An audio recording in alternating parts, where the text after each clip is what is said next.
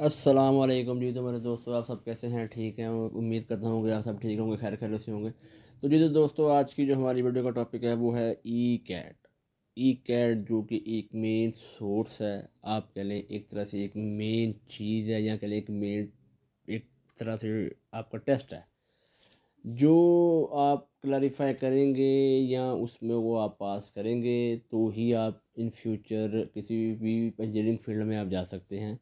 तो इसका पास होना बहुत ज़रूरी है ताकि आपका फ्यूचर ब्राइट हो सके, ताकि आप किसी भी इंजीनियरिंग कॉलेज या किसी भी इंजीनियरिंग यूनिवर्सिटी में एडमिशन ले सके।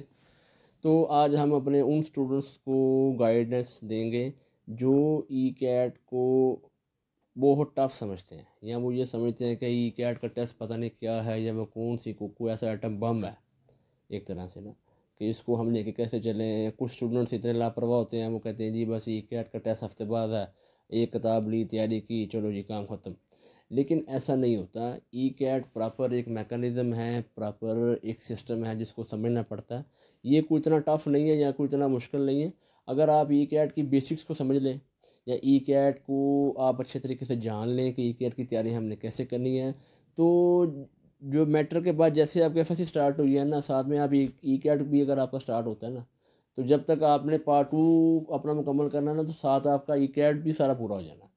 ये एक मेन चीज़ है, ये जिसको समझना हर स्टूडेंट्स को चाहिए, या हर उन पेरेंट्स को, या वो जो क्लास टीचर में जो कॉलेज या में जो स्टूडेंट्स को जो टीचर्स जो लेक्चर देते हैं, वो कोशिश किया करें कि वो बच्चों को साथ साथ ये भी चीज़ सिखाएं या ये चीज़ बताएं कि आपने ई कैट की तैयारी भी साथ करनी है। या अगर वो सपोज़ के क्लास में अगर इंग्लिश का इंटरव्यू चल रहा है, या फिज़िक्स का, या केमिस्ट्री का, या उसका मैथ का, तो वो जो क्लास टीचर हैं वो बच्चों के कॉन्सेप्ट इतने अच्छे करें, या कॉन्सेप्चुअल स्टडी उनको ऐसी कराएंगे ताकि उनकी ई कैट की भी तैयारी साथ साथ चलती रहे। तो कोशिश आपने यही करनी है कि ई कैट को लेकर साथ साथ चलता है। तो अभी हम चूँकि अभी इंट्रो पे हैं, तो मैं इंशाल्लाह अपनी वीडियो का आगाज़ कर रहा हूँ। तो ई कैट को पहले जान लेते हैं कि ई कैट बेसिकली है क्या। ई कैट का जो स्टैंड बाय है वो है इंजीनियरिंग कॉलेज एडमिशन टेस्ट। ये जान लेना आपके लिए बहुत ज़रूरी है। सबसे पहले ये आपको ये तो पता होना कि अगर आप ई कैट का टेस्ट दे रहे हैं, कोई भी आपसे पूछ ले कि भाई बताओ ई कैट है क्या, तो आप उसके जवाब में खामोश रहें। तो ई कैट का जो स्टैंड बाय है वो यही बनता है, इंजीनियरिंग कॉलेज एडमिशन टेस्ट। कि किसी भी कॉलेज इंजीनियरिंग में अगर आपने एडमिशन लेना है, तो उसके लिए पहले एक टेस्ट होता है, उसको पास करना बहुत ज़रूरी है। उसको पास करेंगे तो ही आप आगे जाएंगे। तो ये तो था ना इसका स्टैंड बाय। तो अब आगे चलते हैं कि आप सबसे पहले मार्क्स की जो जो डिवाइडेशन है, जो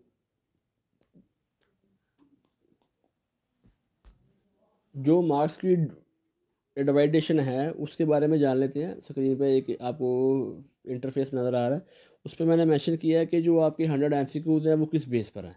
ये आपको मालूम होना बहुत ज़रूरी है। सबसे पहले आपका देखिए, एक इंग्लिश सब्जेक्ट है जो आपका मेन है, उसके आपको 10 MCQs आने हैं। और उसके चूँकि मार्क्स जो है बनते 40 हैं, 4 नंबर का एक क्वेश्चन आपका। उसके बाद फिज़िक्स है, उसके 30 क्वेश्चन आपको आएंगे, वो अटैम्प्ट करने हैं आपने। मैथ्स या बायोलॉजी है, अगर आप एम कैट के स्टूडेंट है तो उसमें आपका मैथ्स की जगह बायो आएगा। अगर आप इंजीनियरिंग के हैं तो उसमें आपका मैथ आएगा, उसके भी क्वेश्चन आपके 30 हैं। उसके बाद केमिस्ट्री या कंप्यूटर। यहाँ पे एक कन्फ्यूजन मैं दूर कर दूँ कि जो स्टूडेंट आईसीएस के होते हैं उनका कंप्यूटर आता है, और जो सिर्फ इंजीनियरिंग पढ़ते हैं उनका जो है कंप्यूटर, उनका जो है केमिस्ट्री आता है। तो इसके भी क्वेश्चन 30 हैं। तो ये कुल मिला के जो क्वेश्चन है वो बनते हैं 100 अटैम्प्ट करने हैं आपने टोटल। जो फिर इनके मार्क्स हैं वो 400 है, यानी कि 4 नंबर का एक सवाल आपका ये अटैम्प्ट करना आपने। और जो इसकी टाइमिंग है, ये आप यहाँ पे एक चीज़ नोट आउट करें कि स्टूडेंट्स को इस बारे में हाउ ना हो कि जो हमारे वहाँ पर जो एक टेस्ट का स्टैंडर्ड है, या जो टेस्ट की एक बेस है, या जो एक मैकेनिज़्म है, वो आपके माइंड में होना बहुत ज़रूरी है। अब देखें कि जैसे मैंने आपको बताया कि टोटल जो आपके क्वेश्चन है वो 100 है, उसकी डिवाइडेशन मैंने आपको बताई, और उसकी जो अब जो उसके नंबर हैं वो जो है 400 है, 4 नंबर का एक सवाल है।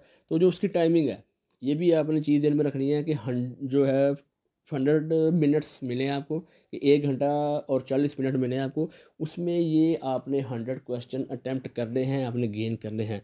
और एक और बात मैं बताता चलूँ यहाँ पे जो मेन है, कि अगर आपका आंसर बिल्कुल ठीक होता है, करेक्ट आपका आंसर है, तो आपको नंबर मिलेंगे 4।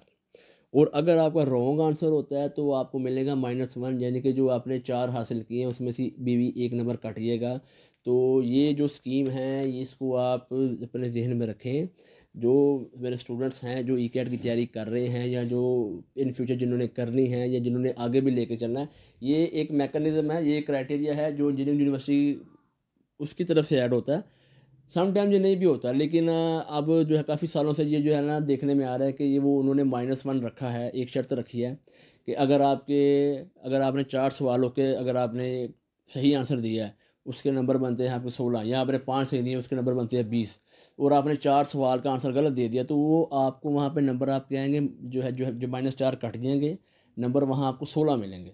तो ये तो खैर जब आपकी चार्जशीट जब तैयार होती है तो फिर उस पर मेंशन होता है भी इतने मार्क्स आपने गेन किए, इतने आपके गलत थे, इतने आपके माइनस हो गए, या जो आपने अभी जो टाइम की शॉर्टेज की वजह से जो आपने अटैम्प्ट ही नहीं किया। तो कोशिश करें कि आप अटैम्प्ट सही करें, अपनी जो तैयारी है उसको अच्छा करें, और कोशिश करें कि आप ये जब एफएससी स्टार्ट की है, ई कैट को तभी से साथ ले लें। अगर आप तभी से साथ ले लेंगे तो आपने मैट्रिक जो है ताज़ा ताज़ा किया होता है, तो उसके भी जो कॉन्सेप्ट हैं, जो उसकी बेस है, और जो इंटर आपने किया उसके जो कॉन्सेप्ट आप स्टडी कर रहे हैं और जो उसकी बेस है, वो आपके माइंड में काफ़ी हद तक और बहुत अच्छी बैठ जाएगी। और उसको समझना फिर आपके लिए आसान है, ना कि जब आप एफएससी का इम्तहान दे लें फिर उसके बाद आप अकेडमी ज्वाइन करें, और अकेडमी ज्वाइन करें फिर आप सोचें जी अब हमने क्या करना है, अब हमने जो है जो 40-50 हज़ार हमने अकेडमी की फ़ीस देनी है, फिर हमने टेस्ट उसमें जो है वो देने हैं, या हमने 1 महीना लेक्चर लेने हैं। तो वो तैयारी भी ठीक है, लेकिन वो तो उस सूरत में है ना कि जब आपने सारा साल अच्छी तैयारी की, कंसेप्चुअल की है, और ख़ुद को आप प्रिपेयर करने के लिए, ख़ुद का टेस्ट लेने के लिए आप उन अकेडमी में एडमिशन लेते हैं, फिर उनका आप मटेरियल परचेज़ करते हैं, उसी पे आप तैयारी करते हैं। तो स्टूडेंट्स एंड टाइम तैयारी करते हैं या रट्टा लगाते हैं, उनके लिए ये जो टाइम लिमिट ई कैट ने दी है, इंजीनियरिंग यूनिवर्सिटी ने जो स्टैंडर्ड एक दिया है 1 घंटा और 40 मिनट का, ये बहुत कम है। जिन स्टूडेंट्स के कॉन्सेप्ट ज़्यादा अच्छे होंगे वो ज़्यादा अच्छा गेन करेंगे, ज़्यादा अच्छा अटैम्प्ट वहाँ करेंगे। तो ये तो था ई कैट का इंट्रो, और मैंने इसमें बताया कि आपको ई कैट को लेके कैसे चलें, या वो स्टूडेंट्स जो अभी जिन्होंने मैट्रिक किया है और वो एफएससी जिनका स्टार्ट है, तो वो कोशिश करें कि ई कैट को स्टार्ट से लेके अच्छा चलें।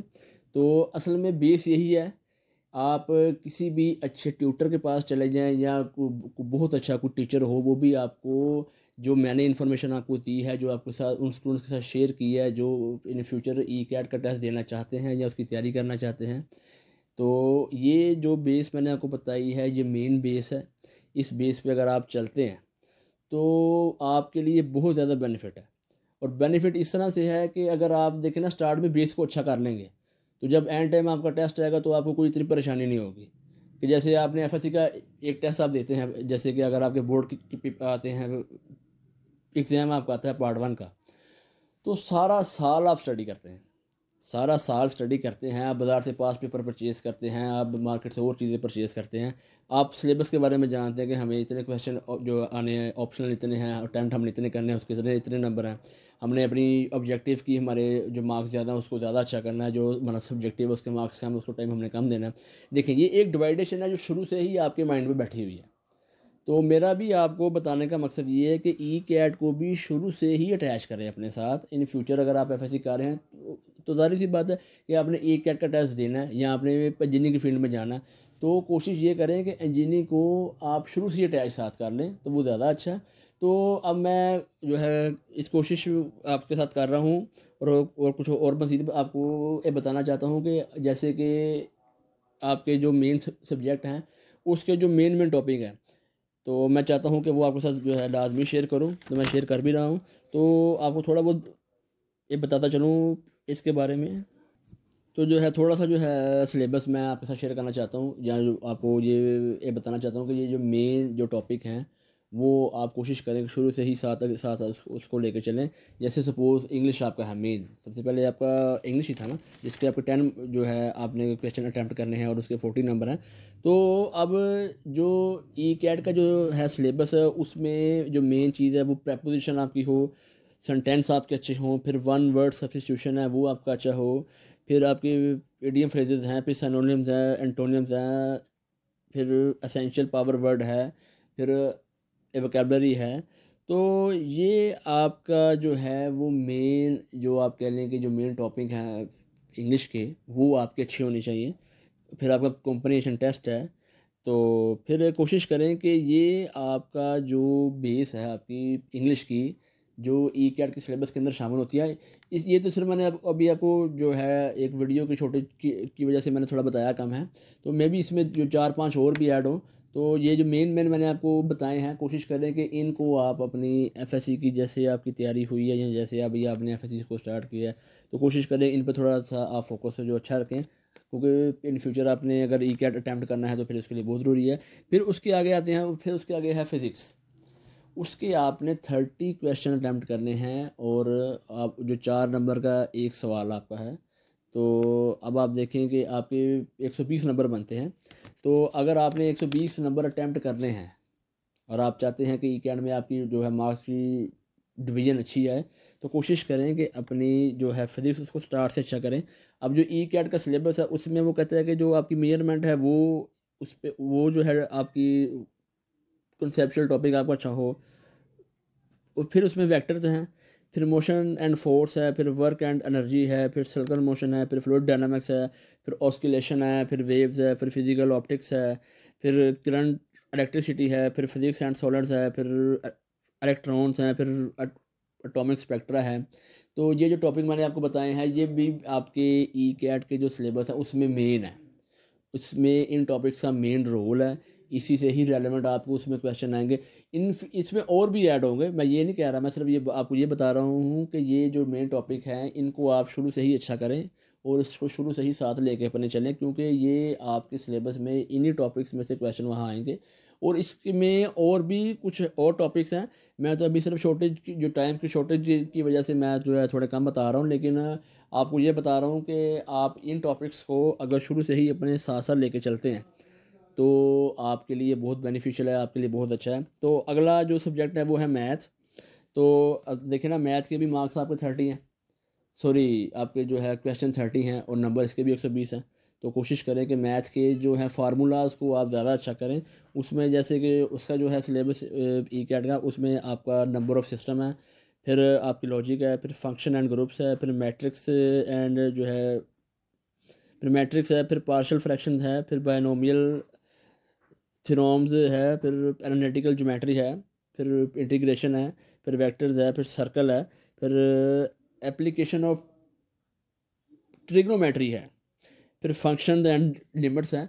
इसके अलावा और भी टॉपिक्स हैं, लेकिन ये मेन आपको मैंने बताए हैं थोड़े थोड़े, कि आप कोशिश करें इनको भी आप साथ साथ लेके चलें। अगर इनको लेके चलते हैं तो आपके लिए अच्छा है। तो इसके बाद हम बात करते हैं उसकी केमिस्ट्री की। तो केमिस्ट्री के भी तो जो तो आपके केमिस्ट्री के जो मेन टॉपिक हैं, अब मैं वो आपसे जो है शेयर करने लगा हूँ।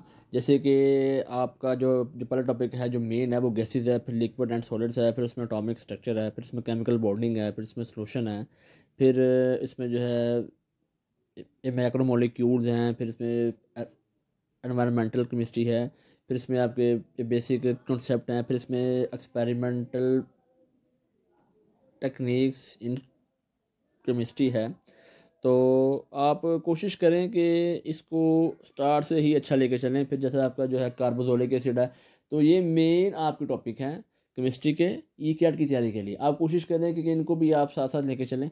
जितना आप साथ साथ लेके चलेंगे उतना ही आपके लिए अच्छा है, उतना आपका टाइम बचेगा, उतना ही आपकी जो है मेंटली सेटिस्फेक्शन होगी कि मेरी कुछ तैयारी है या मैंने ई कैट को स्टार्ट से ही लेके चला है। तो टाइम की शॉर्टेज की ही वजह से मैं थोड़े टॉपिक कम बता रहा हूँ, इसमें मज़ीद टॉपिक और भी हैं।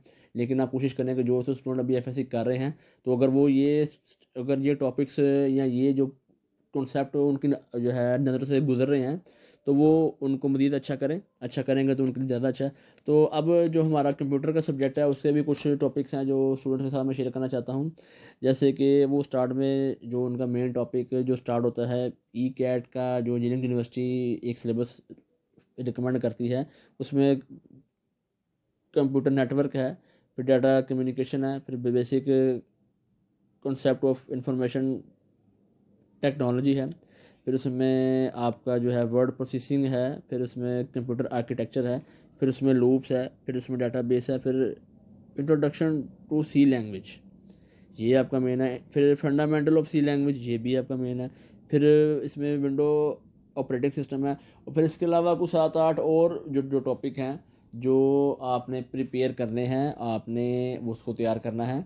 ये भी जो टाइम की शॉर्टेज की वजह से मैंने थोड़े जो आपके टॉपिक हैं वो कम बताए हैं, लेकिन ये मेन जो थे वो आपको मैंने हाईलाइट कर दिए हैं कि जो स्टूडेंट्स ई कैट की या वो तैयारी करना चाहते हैं तो इन टॉपिक्स को भी साथ लें, और जो आप ई कैट का जो कंप्लीट एक सिलेबस है उसको भी आप जो है फॉलोअप करें और कोशिश करें कि उसको भी साथ लेकर सारा चलें। ये तो बस मेन थे, मेरा मकसद था वीडियो बनाने का उन स्टूडेंट्स को गाइडलाइन देने का कि भाई या मेरी बहन कि आपने ई कैट की तैयारी कैसे करनी है, ई कैट को लेके कैसे चलना है। तो ये कोई इतना टफ नहीं है और इतना ईजी भी नहीं है, लेकिन अगर आप इसके एक सिस्टम को समझेंगे, एक मैकेनिज़्म को समझेंगे, तो फिर ये तैयारी आपके लिए आसान है। मेरी पूरी वीडियो इसी पर मुनहसर है कि जो तो स्टूडेंट अभी एफएससी कर रहे हैं वो, या जिन्होंने अभी मैट्रिक किया है और एफएससी स्टार्ट करनी है, और इन फ्यूचर जारी बात है उन्होंने ई कैट तो जो है देना, 80% तो स्टूडेंट ई कैट अटैम्प्ट करते हैं। तो कोशिश करें कि ई कैट की जो तैयारी है उसको साथ साथ लेके चलें। तो ये तो हमारी आज की थी वीडियो। तो अगर हमारी वीडियो आपको अच्छी लगी हो तो प्लीज़ मेरी वीडियो को आप लाइक करें और मेरे चैनल को सब्सक्राइब करें, और मेरी वीडियो उन स्टूडेंट्स के साथ लाजमी शेयर करें। या तो अगर कोई मेरा कोई बड़े एक बुज़ुर्ग अगर किसी ने मेरी वीडियो देखी है, या किसी माँ बहन ने मेरी वीडियो देखी है, और उनके आगे से जो कोई बच्चे हैं या कोई रिश्तेदार हैं जो भी ई कैट की तैयारी करना चाहते हैं, या वो चाहते हैं, या वो एफएससी के स्टूडेंट हैं और वो ई कैट को लेकर कैसा चलना चाहते हैं, तो वो उन बच्चों के साथ मेरी वीडियो को शेयर करें और उन्हें थोड़ी हाइलाइट्स दें कि ई कैट की तैयारी आपने कैसे करनी है। और अगर आपको ई कैट से रेलेवेंट कोई भी इंफॉर्मेशन चाहिए, या आपको लगता है कि इसकी तैयारी में कोई आपको रुकावट आ रही है, या कोई भी ऐसी इंफॉर्मेशन आपको नहीं मिल पा रही, या आप कहीं अटक गए हैं, तो आप मुझे जो है ना कमेंट्स में आप मुझसे क्वेश्चन करें, मैं इंशाल्लाह आपके जो है कमेंट्स का जवाब भी दूंगा और आपके मसले को हल भी करूंगा। और उम्मीद करता हूं कि आपकी ये जो मेरी ये वीडियो है, जो मैंने अभी अपना जो ज़ाती एक एक्सपीरियंस है वो आपके साथ शेयर किया, आपको ज़रूर अच्छा लगा होगा। और इंशाल्लाह हमारी इससे अच्छी और मज़ीद अच्छी भी जो है वीडियो इंशाल्लाह इन फ्यूचर आएंगी, वो भी एक नए टॉपिक पर आएंगी और एक नई इन्फॉर्मेशन के साथ आएंगी। तो आप हमारे चैनल को देखते रहिए, और तब तक के लिए अल्लाह हाफिज़।